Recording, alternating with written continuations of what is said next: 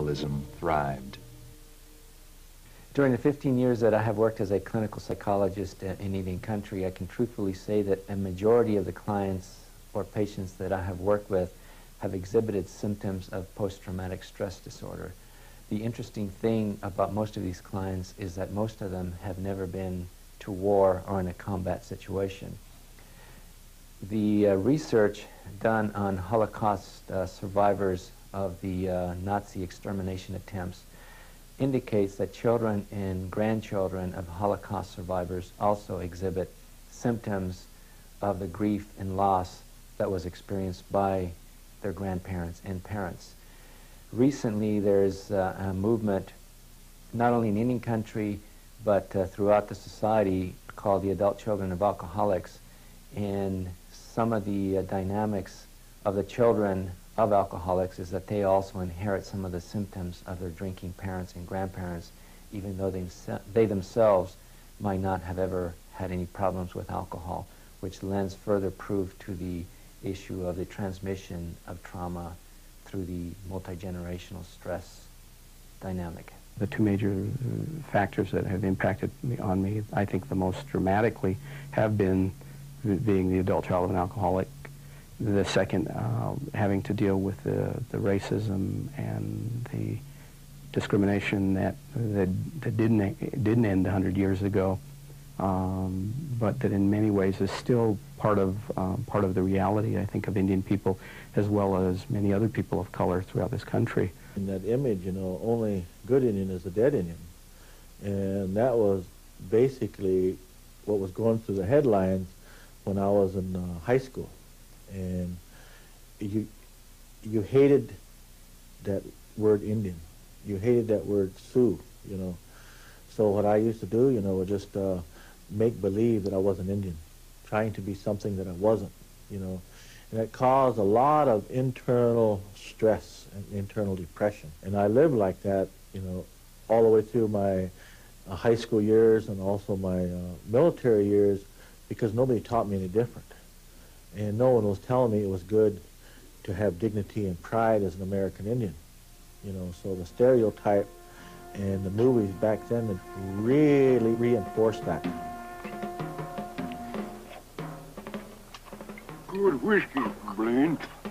Oh, that's good medicine, Chief. Yes, it takes a good man to drink it.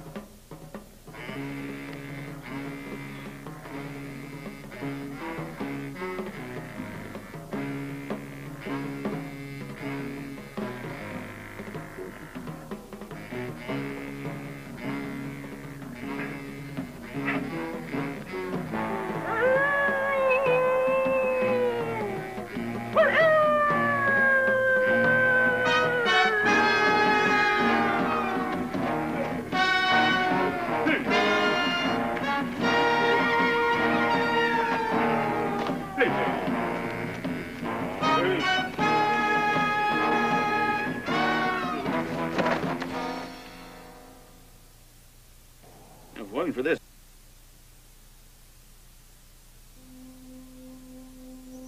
In many traditions, healers who shared common medicines would band together into societies. When a sick or injured person was healed, they would join the medicine society that had healed them, becoming a healer themselves. The tradition of the medicine society is a vital force in the indigenous sobriety movement, as represented by the lives and work of thousands of native health practitioners. You know, people like us are wounded healers. You know what I mean? I was wounded for 25 years, and God, for some reason, restored me, and He sent me back out to try and heal some people out here in the street where I came from. And a lot of the people that I see out on the streets are people I used to live with, people I slept with, people that walk the streets and use drugs like I did. So He brought me back as an example. That's what drives me every day, is that I want to see what I can give back to the community that I took. I knew it was real easy to get the captive crowd, people that were in shelters and in detention homes. But in my heart, I felt that my calling was a little bit stronger in that somebody had to come out here in the streets and serve these people, you know what I mean? And that love that I had for them, it just kept driving me. And I wanted to come back out, and then I prayed a lot about it, and all of a sudden, Healthcare for the Homeless had a job open. So what I do now is I work the streets, and I take these guys, I try and set them into recovery. I take my spirituality, what I've received spiritually, which is a lot. I can't even get into it entirely. It's just the love for the homeless people that's just unbelievable. My weekday starts at 5 o'clock in the morning, sometimes 4:30. And I walk the streets every day, and I make sure that they've had a meal to eat. I make sure that they have a place to stay. Sleeping bags, food, coffee, candies, anything. And I work the whole city of Albuquerque with the homeless people, which right now is between 4,500 and 5,000 people, you know, and they're scattered all over the city. So it's my job to find them, lead them to all the services, whether it may be counseling, food, drug programs. I met Tony, and he told me there's a program that's going to be open. He said, you should try and go in there and get signed up. You know, you have a place to sleep, a place to eat, and take care of yourself better. So that's one thing I did. And it's a good thing for Tony. You know, Tony does a lot of things out there on the streets, and they help a lot of people. You know, help them get into recovery and straighten their life out. The reason I come out so early in the morning, see, because that's when they're most in need. They're sober, or they're going through withdrawals, and just maybe then, they might just make the move to get into a treatment center, you know? And if you wait anywhere after 7:30, 8 o'clock, these bars open up just for that clientele.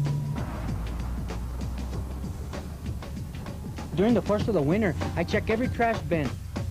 Doesn't matter what area of town I'm working, but especially in Indian Alley, because these people tend to find a place where they won't freeze, a place where it's warm for them, and a place that's secure for them. So I check the dumpsters to make sure nobody's dead in there, make sure nobody's frozen.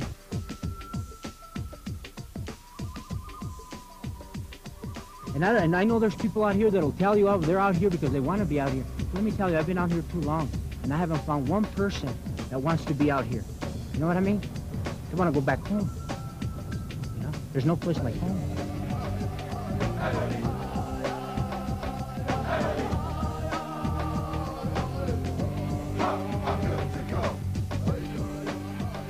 You pay a big price to be out here in the street. They look for freedom, you know, out here in the street. But one of the things, the freedom that comes along that they don't understand is rape, jails, institutions, getting beat up, you know, losing their integrity, losing the sense of who they are. One of the things that I have to do is get myself spiritually fit. So one of the things I do, I ask for a lot of prayer from these people out here in the street. I go to ministers, I go to churches, I go to meetings, I go to sweat lodges. Because some of the stuff that you see out here, some of the crises that you see out here, man, if you're not spiritually fit, you can't handle it. I can't show weaknesses out here. You know what I mean? I gotta show strengths with them. Sometimes I might have to cry with them. You know what I mean? And show them that I love them. In order for them to keep going, you have to make these phone calls, man. So when they get over there, they're already being expected. You know? So now they got their bus pass, their bus token. They'll get down there. As soon as that client comes in and they're done, all they have to do is, Tony, send me down here, and they get their bus token to come back up.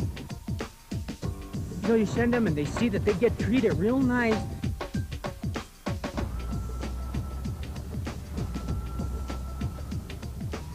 It's not only educating the alcoholic over here and getting them into recovery. See, it's about healing the families back in the reservations and in the pueblos. So when these guys do go to treatment and we get them in a place to where they're sober and they go back home, gotta educate them about love, compassion, understanding, to work with them and keep them away from rejection. Because if they get any sense of rejection and their family doesn't want them anymore, then what happens? They end up right back in the street. I mean, it's real special to be Native American. But these guys have never been able to express it. They've always been put down. And I don't care if they're alcoholics. Deep down in their heart, from underneath all that stuff that they stuffed, all that hurt, all that pain, they want to be loved. You know, they don't want to be loved by me. They want to be loved by their mom and their daddy and their kids. You know, so they can be accepted to get back into their tribe or into their culture, because that's what it's all about. believe it or not, I have never seen somebody love somebody as much as these people can teach you how to love. A lot of people think that you're out here and you're out here just giving, see? And when you work a spiritual program, it's not about giving. See, out here in the spiritual world, giving and receiving, they're synonymous. You know, they can't be separated. There's just no way, because then it's not spiritual, see? So these guys think that I'm out here giving, and actually I'm out here receiving from them.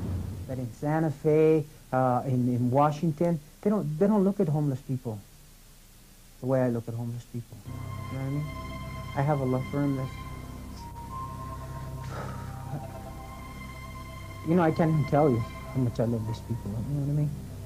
Because they're so much a part of me. And you know, and there's been a lot of them that have gone through treatment and they've made it. There were a lot of times that I thought I'd never find a place where I could straighten my life out. But I found it now. Here in the streets, there's no rewards. You know, you're not going to get no Nobel Prize. Nobody's going to come and acknowledge you or anything like that. You know, it's not about that. It's about carrying on something that was given to you so freely and so lovingly and so caring, you know. Because that's the way God gave it to me, you know. Guys, I love you. God bless you. Thank you. Know, and I'm one of those persons that you can come here, hopefully, if it be God's will, you can come here 20 years from now and I hope to be in the same place. You know?